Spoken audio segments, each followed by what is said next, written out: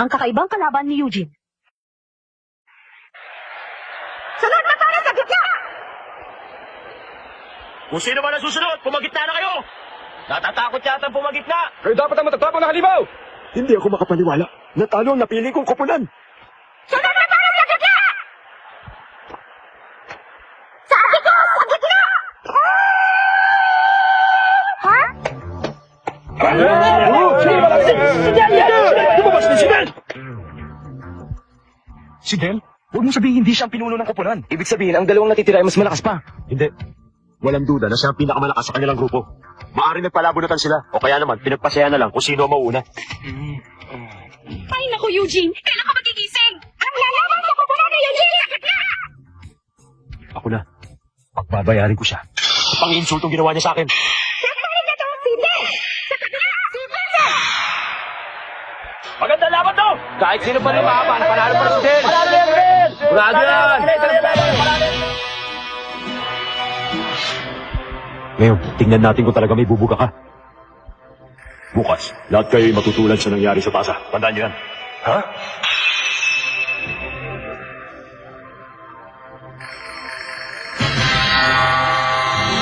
Alam ko nga paraan mo ay may halong pandaraya. Nakita ko ang ilang pulbos na ginamit mo para mabasag ang tasa na parang hiniwa ng isang patalim. Hindi mo na ako maluloko. Eh ano ngayon? Wala akong pakialam sa sinasabi mo kahit ano pang iniisip mo. Simulan na!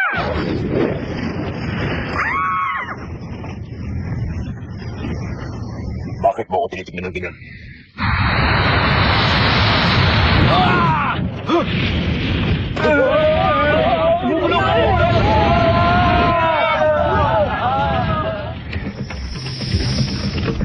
Gagawin kitang abo. Si Vincent! Naiwasan niya unang tinanagyan sa kanya!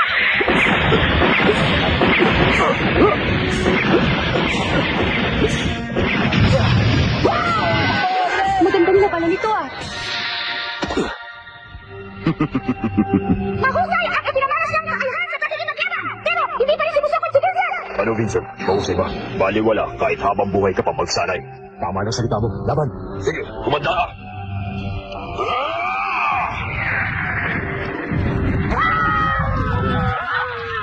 Ano kaya yun?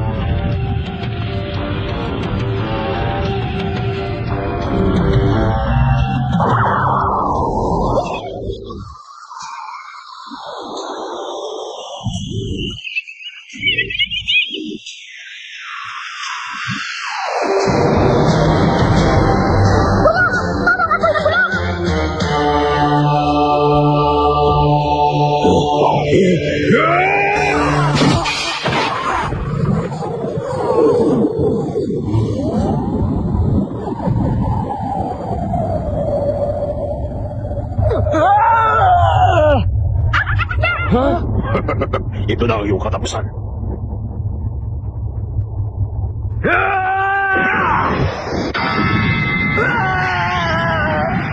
Dito pa rin paniwala! Ang lakas ni Del ay dito pa rin paniwala!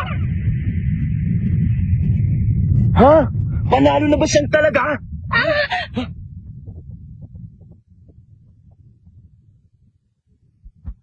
Ang lakas ay naglalagyan ka lang na nakakapagsalita sa kanila! Natalo tayo? Di bali ang matalo, pero... Siguradong hindi na makakabalik pa si Vincent. Ganyan kalakas ang aking kapunan, Mr. Valdez. Baliwala ka. Hindi mo ko kaya. Ang galing ng takas ng laman na ito! Isang panalo na naman para sa koponan na Hindi. Nagkakamali ka. Oh? Sayang kung tatapusin kita. Hindi pa tapos ang laban! Nakakakulang ko paano nakaligtas si Vincent! Imposible! Paano ka nakaligtas? Paano? Itinak daw ako makakaharap mo sa laban na ito.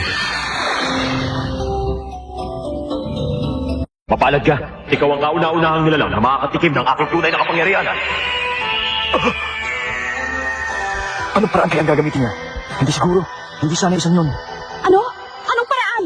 Ano ba parang ginagamit niya? Hindi ko alam, pero maaaring ang kapangyarihang espiritual na kadiliman. Wala pang nagtatangkang sumubok nito. Apoy ng kadiliman! Ginamit ko ang kapangyarihan ng kadiliman.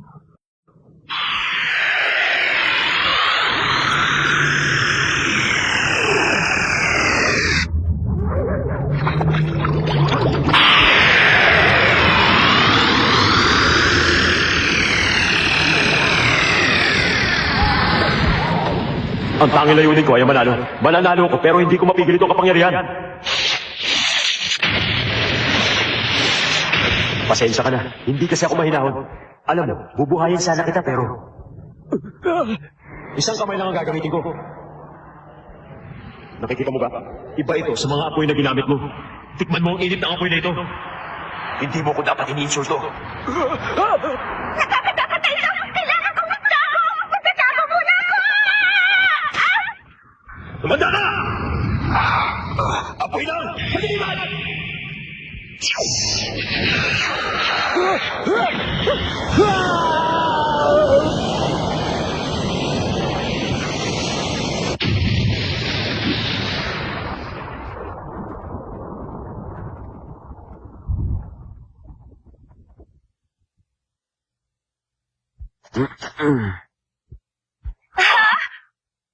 Sa isang iglap, ganun lang.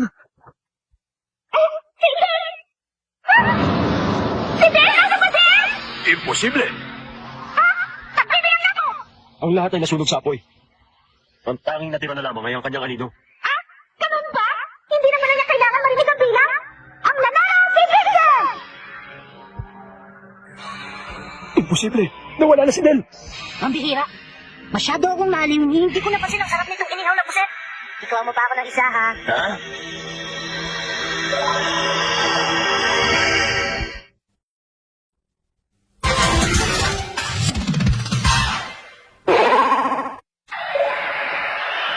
Magaling! Panalo na naman! Ngayon ay 2-1. Ayos talaga! Pero kakaibang nararamdaman ko ngayon. Talagang malakas si Vincent at ayaw naman niya talaga sa akin eh. Ano kayang dapat kong gawin ngayon? Huminahon ka, Alfred. Hanggat hindi pa tapos itong palaro, kakampi niyo ako. At isa pa, hindi ko pa naman gano'ng kabisado ang parang yun. Hindi na ito nakakatuwa. Madali siya natalo sa laban. Wala na si Del. Ang sabi sa akin ay dumali at panoorin natalo ang kalaban.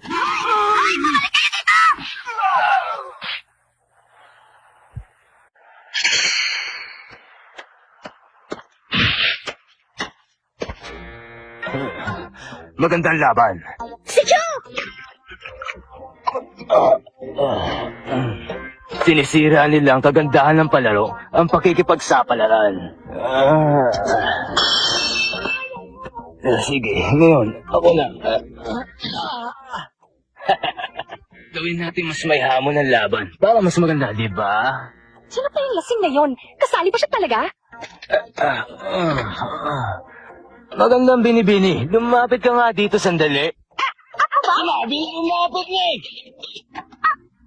Anong maipaglilingkod ko? Kasi yung dalawang kakampi wala na. Ha? Paano na ngayon sa ganitong sitwasyon? Kung ganon, kahit iisa na lang ang natitira sa kupunan nyo, kailangan lumaban pa rin hanggang sa huling laban ng palarong ito! Aba, magaling. Ang tagapag-ingat ng patakaran ang nagsasabi sa'yo, wala itong pagkakamali! Magaling! Sige, ibig sabihin, kaya labanan ko na lang ang dalawang natitira sa kanila. Tama. Teka! Salamat siya, Benibini.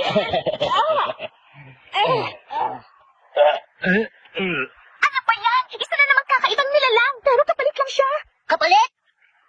Ano nangyayari? Hindi maganda to. Ang spiritual na kasi ay mas mahina kay Del. Mas masama ang kutob ko. Ate, ano bang sinasabi mo? Isa lang siyang lasing, nakapalit nila. Sigurado ka ba? Maaring totoo ang hinala ni Alfred. Mas kakaiba siya kay Del. Ang mukha niya ay walang bakas ng awa o takot. Sigurado na ako na habang nandyan si Chu, mananalo kami laban kay Eugene. Sige na! Simulan ang laban! Takot ba kayo lumaban ng paisa-isa? Di magtulog-tulog na ang lahat. Teka, sino bang lalaban? Katatapos lang ni Vincent. Ginawa na rin ni Dennis yung kanya. Ako rin eh, katatapos ko lang ha. Bilisan niyo na, mga duwag! Ang sabi niya, bilisan niyo na! Teka, binibili! Bakit? Anong kailangan niyo? Tuwagin mo na sila ang dalawang lalaban sa... Sige na! Para matapos na to at makainom na ako mamaya-maya. Ang lalaban sa kupunan ni Eugene sa gitna! Natutulog pa rin si Eugene. Isa na lang ang natitira eh, di ba? Kung walang lalaban, matatalo kayo may dapon! Sandali lang! Teka, igisingin ko na si Eugene kahit saktan ko na siya. Nasa ka na ba, Eugene? Gumising ka na! Huh? Wala siya dito ah. Teka, Eugene, paano ka napunta rin? Eugene!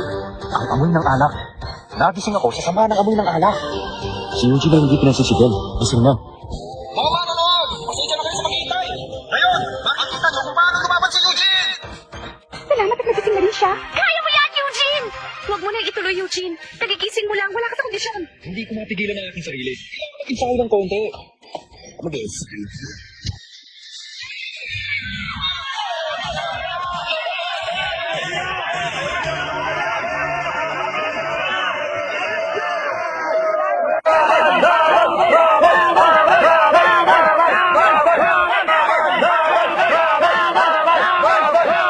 Laban! Laban! Laban! Laban! Tingnan natin kung ano pa ang nadagdag na kapangyarihan ni Eugene. Kung meron man siyang natutunan pa. Alam mo, Vincent, nakakatakot manood. At hindi pa natin alam ang lakas ng mga kalaban. Parang walang lakas sa kanya. Parang lang siyang isinirin. Sa loobat na ba? Maayos naman siguro. Medyo okay na yung pakiramdam ko. Siguradong panalo na tayo nito. Di ba, Vincent? Natalo ka kanina eh. Siya, di makakaya eh. Hindi madali ito. Delikado. Malakas talaga si Ben. Kaya nga ginamit pa ni Vincent ang kakaiba niyang paraan para manalo. Mapalad ka. Ikaw ang kauna-unahang nilalang na makakatikim ng tunay kong kapangyarihan.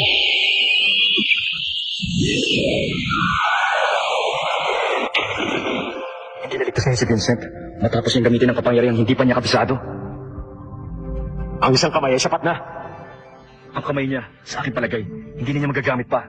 At ang isang ito, hindi ko alam kung anong lakas mayroon siya pero tsak na may tinatago siyang kakaibang kapangyarihan. Mag-iingat kang mabuti, Eugene.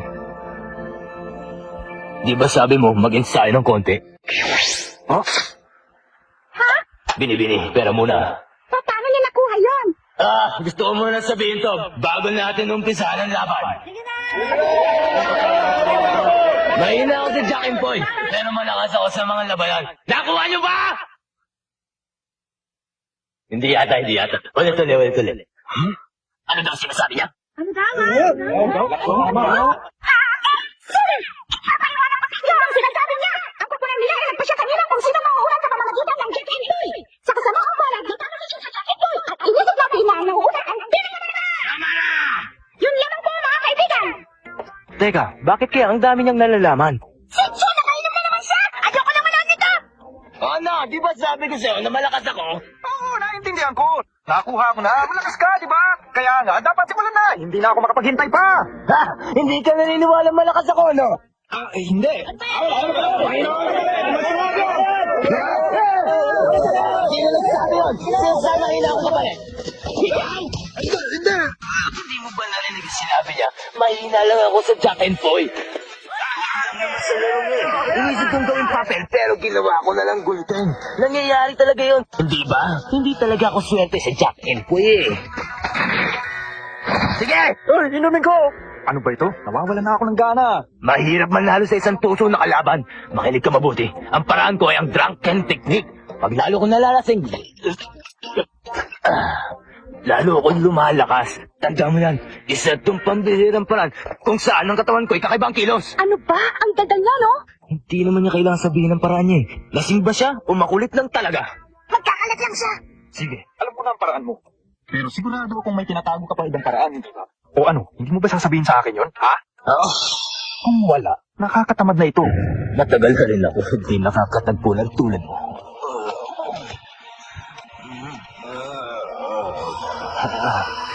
Maganda to. Ang kilos na yun. Hindi pang karaniwan. Patutunayan ngayon, Eugene, kung anong natutunan niya sa pagsasanay kay Master Jeremiah. At sa paglitaw ng misteryosong manlalaro na si Chu, ano kayang paraan ng pakikipaglaban meron siya? Anong sandata kaya ang gagamitin niya para manalo?